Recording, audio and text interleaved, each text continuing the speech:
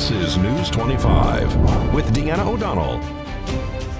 News 25, local news you can count on. News is brought to you by J.K. Nelson Law.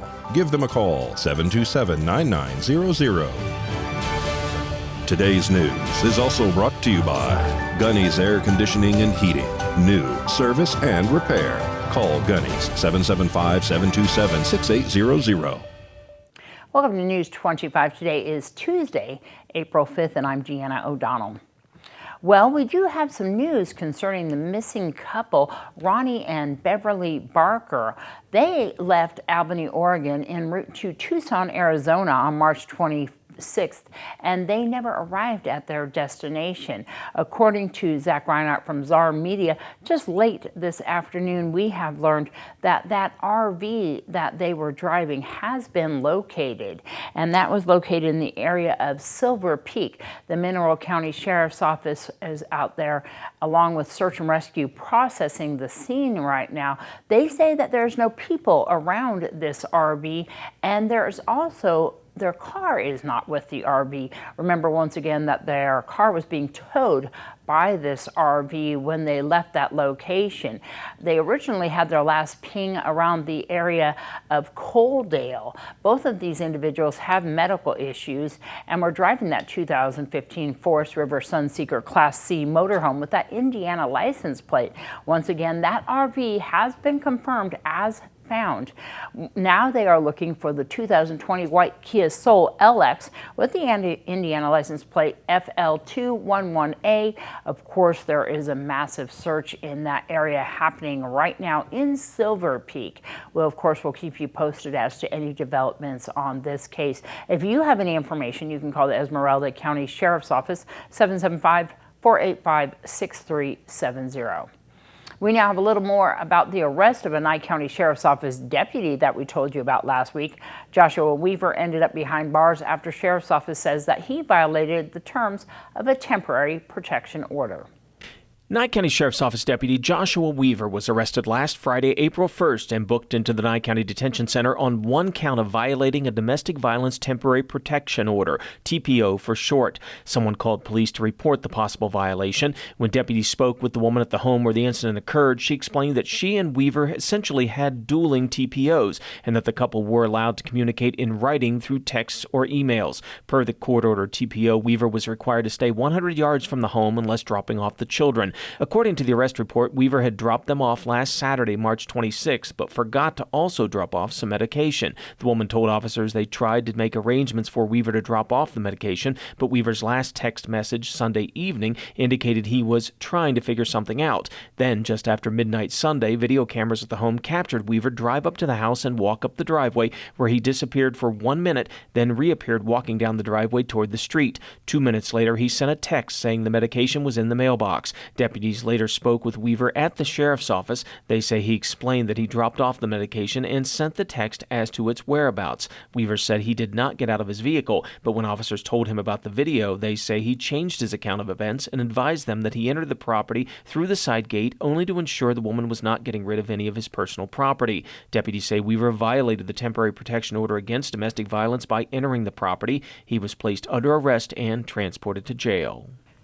Well, per Sheriff's Office policy, Weaver has been placed on administrative leave pending further investigation. An altercation inside the Tonopah Detention Center ends with 2 inmates under arrest again. One of them was involved in a recent shootout here in Pahrump in which his brother was shot. Brad Francis tells us what happened during that altercation. Nye County inmates Casey Boughton and Christopher McDonald are each facing a new charge of battery by prisoner after a fight inside the Tonopah Detention Center on the morning of April 1st. The Nye County Sheriff's Office says a deputy observed an inmate fight inside a cell at the jail. The officer says he saw Boughton go inside McDonald's cell, take an aggressive fighting stance, then punch McDonald in the face. The officer responded to the pod, drew his taser, and placed all the inmates on the ground. The deputy placed both men into wrist restraints and removed them from the pod. Medical staff treated a cut on McDonald's left cheek. Medics also treated Botten for cuts sustained during the altercation. The deputy questioned McDonald about the fight. McDonald said he and Botten had argued earlier that morning and that he thought it was over and done with. McDonald went on to say he had gone to use the toilet in his cell when Botten sucker punched him in the face. When the deputy spoke with Botten, he said he blacked out and didn't know how the fight happened. In his report, the deputy says he went to the area where the fight occurred to ask if inmates who saw the fight were willing to fill out a witness statement, but all declined. Botten and McDonald were each booked on one felony count of battery by prisoner. And in 2020, more than 600 people in the state of Nevada took their own life. That's why Nye Communities Coalition wants to help train people to recognize those at risk and get them help. Later this month, Nye CC will offer a free 2-day seminar focused on applied suicide intervention skills and training. Nye CC's Leanne Luna says it's taken 2 years to get the class to our community. In the class, you learn how to approach somebody in suicide crisis, talk them down from suicide, keep them safe, and get them to help. And it's a very useful class. It's one of the best classes we have. And I'm very excited to bring it. We have a link that you can click on to sign up for it. So if you get a hold of me, Leanne, Leeann, at nycc.org, I will send you the flyer that has the link on, and then we can, you get the address and how to show up for it. And they'll get, and we need you to use the link to sign in, because if we have over 30 people in the class, they'll send more people to train it. So it's going to be a very strong class for our community. This is going to be April 27th and 28th at the Nye CC. That's at 1020 East Wilson. We're going to be in the large building, so it's going to be in the activity center where we usually hold the community food meetings and the Christmas dinners and stuff. We have offered it to veterans so that people who are doing peer-to-peer with veterans can help a veteran who might be having suicidal thoughts. We are offering it to people in the school district, so if they're running into children who are having suicidal thoughts, they can also learn how to talk them down and get them to help. It's free, and Nevada Coalition for Suicide Prevention is assisting us in teaching it. That's why we need you to use the link to sign up so that we know how many trainers to bring. More news, including Estates Auction 411, right after this break. You're watching News 25, the most recognized and farthest reaching local news in Nye County. News 25, local news you can count on. Welcome back. Well, it's not lifestyles of the rich and famous, but it might just be the next best thing. Estate Auctions 411 is putting luxury items up for bid this week as part of its Luxury Fun Estate Auction. Estate Auctions' Ron Gibson gives us a sneak peek. This segment is brought to you by Estates 411. All right, guys, this is Ron with Estate Auctions 411. Huge luxury estate fun auction we got going on here. Multi-estates, very, very nice setup here. Let me give you a little bit of a breakdown of what we're going to be selling on Thursday starting at 5 p.m. Got a 2018 Slingshot GT, a 2004 Mustang 440A Roush, signed by Roush. A 1972 Datsun 240Z Rusto mod, very nice. A 23 T-Bucket, a 2017 Z06 Corvette, a 1965 Cobra Replica 427, 32 Ford Roadster, a 1948 Plymouth, a 2001 Jeep Wrangler, and a 2003 Harley Davidson. These are the vehicles you see here. Just all gorgeous from just mainly 2 estates here, guys. Very, very nice pieces. Me and Tommy are here to show you guys the next lot that we got here. It's a 2019 Honda Talon. We got a 2013 Rowacco Trike, a 2018 Honda Fury, 2011 Harley Street Glide, 2003 Harley Dyna Wide Glide, a 2019 CRF 250L motorcycle, a 2016 Yamaha Raptor 700, a 2007 Suzuki Quad Sport 250, 2008 Suzuki Ozark 250, got a Skis Fresh Breeze powered paraglider that you just got done riding, a John Deere X350 lawnmower, a Craftsman LT 2000 lawnmower, the big 2018 Ford F250 Platinum, and a brand new, less than 1 hour on it, 2018 Yamaha 242 boat with the trailer. We also have a large collection of RC planes and accessories, a Michael and Meany marble top bedroom set that retails for around $18,000. This Michael and Meany dining room set, which is another $15,000 retail on these gorgeous furniture. We also have the elegant three-piece living room set, rare gold and silver coin collection, stunning estate gold and platinum jewelry, 2 pneumatic motorcycle lifts, the large Husky and Craftsman toolboxes that are chock full of tools, some riding gear and things to that nature. You can come down and preview the auction Wednesday the 6th from 12 to 7 p.m. and also Thursday the 7th from 9 to 4. We're located at 4155 San Vito, Pahrump, Nevada 89061. Make sure you come down and take a look and preview everything. A live internet auction is at 5 p.m. Thursday night, where you'll be able to log in, hear me and Ski auctioneering the items out to you. We'll have the whole crew all set up and ready for you. It's a live internet only auction, so there will be no live bidding available. Check out the website, www.estateauctions411.com, or an easy one is ea-411.com, or you can give us a call at 775-513-1990. Give us a call, ask questions, and we'll be happy to help you. On behalf of me and Tommy, we appreciate you guys. Thank you. Thanks so much, Ronnie. Well, COVID-19 can cause stillbirth in unvaccinated pregnant women, research shows. A new study is highlighting just how dangerous COVID-19 can be for pregnant women who are not vaccinated. Researchers found that the virus can, in rare cases, damage the mother's placenta and cause a stillbirth. So in the initial first year of COVID, things were questionable as to what kind of impact it was having on pregnancy. And we had some data that suggested it was affecting pregnancy outcomes, but the most severe effects we saw with the Delta wave. So not really until the second year of the pandemic did we see the most really tragic outcomes with COVID in pregnancy. Cleveland Clinic's Dr. Amy McKinney is one of the authors on the study. She says they are not sure why the Delta variant seemed to be the most severe. They suspect the high levels of virus in the mother's blood made it more likely to infect and damage the placenta in some women. And sadly, there is no way to repair the placenta in that situation. The only option at that point would be to do an early delivery, and that's if the fetus were old enough. Dr. McKinney says given all the unknowns of this virus and the complications it can cause, it's vital for pregnant women to get vaccinated. The only way that we can keep this virus from causing these problems in the placenta is if the mother is vaccinated so that she doesn't have that much of virus building up in her blood that it can go and cause these problems in the placenta. Dr. McKinney says it is difficult to get an exact number of how many pregnant women have suffered stillbirths due to COVID, since that information is not kept in any kind of database, and some hospitals don't have the resources available to test the placenta. More news when we return. You're watching News 25, brought to you by Mountain West Lawyer, Injury Attorneys, 727-9500. News 25, local news you can count on. All right, we're going to go to Doug Ferber now to find out what's happening in sports.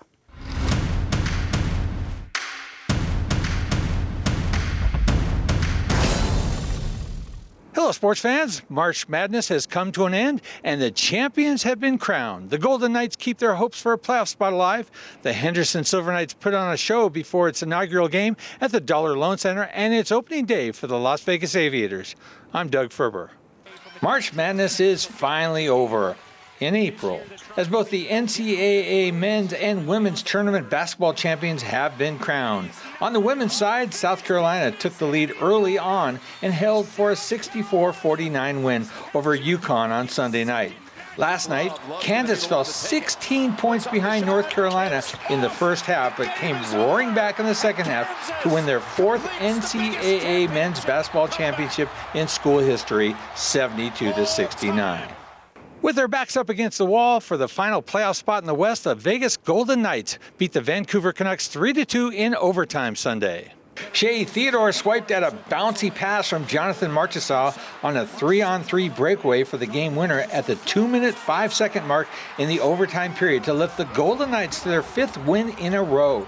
The VGK jumped out to a 2-0 lead in the first period on Alex Petrangelo and Marchessault goals and held the lead into period 3 when the Canucks tied it with a little more than 10 minutes to play. The 3-on-3 overtime gave Theodore the puck for the game winner. The VGK hosts Vancouver tomorrow night at T-Mobile. The puck is set to drop at 7 p.m. Keeping with the now firmly established Las Vegas hockey culture, the Henderson Silver Knights pulled all the stops in Saturday's inaugural pregame festivities at the DLC in Henderson. There were fun and games for the kids, food and drinks for all, and the ceremonial red carpet-like entry of the players, including Logan Thompson, who flew in from Seattle to be here. The player and dignitary introductions also included Miss Nevada and Mayor Deborah March. In all, it was a festive welcome for the Silver Knights, who played their first game in the arena later that evening, losing to Bakersfield 5-2. Last night, the Silver Knights notched their first official win in the DLC, beating the Rockford Ice Hogs 4-1. Both teams go at it again tonight at the DLC. The puck is set to drop at 7 p.m. The much-anticipated baseball season officially gets underway tonight here at the Las Vegas ballpark, where the Reno Aces are in town for 6 against the Las Vegas Aviators. Manager Fran Reardon, in his 3rd season at the helm of the Aviators, said he is excited to see this year's team, which he calls athletic. What I've seen so far is an increase in athleticism, speed, defense. I think we're going to be a little bit tighter defensively this year, and versatility on the hitter side of it. Guys that can do a lot of things on the bases, guys that can play different positions, guys that can give pitchers different looks. And I think it's going to be a lot of fun mixing and matching on any given night to put guys in positions to succeed. Zach Lowe will be on the mound for the Aviators. The left-hander was in the Toronto organization last season and was part of the Matt Chapman trade to Toronto a few weeks ago. Logue says what to expect from him off the mound tonight. I throw a fastball, cutter, slider, and changeup. What's your out pitch? I like to get outs with my fastball, but other than that, probably my cutter is my best out pitch. Tickets can be purchased at the box office or through Ticketmaster. The first pitch is set for 7:05 p.m. for KPVM 25 TV Sports. I'm Doug Ferber. Thanks, Doug. Well, the school year is winding down for students in the Nye County School District, but there's still a lot going on in the final weeks. We get more in this week's Student News Report. Hello, I am Luis Pizzato, and I'm excited to deliver some important news this week. A quick reminder that prom tickets have began being sold today in the cafeteria and the courtyard. The preferred prom dress attire is a nice button-up with an option of a suit along with nice dress pants, or a nice dress with proper shoes and accessories. Please do not wear any casual wear and dress a bit more fancier than semi-formal. Lastly, May is steadily approaching, bringing the end of the school year and AP exams. AP exams will begin in the beginning of May. Each test has a specific date and time. If you do not know this date, contact your AP teacher or the front of the office. The last day of school is May 18th, so enjoy the final weeks of school and have a great day. News 25 WeatherCam is brought to you by Lerner and Rowe Injury Attorney's Office in Pahrump. In a wreck, need a check? Call 702-877-1500. All right, beautiful day outside today. A little bit hotter though. I wonder how much hotter it's going to get. John's going to tell us about that after the break.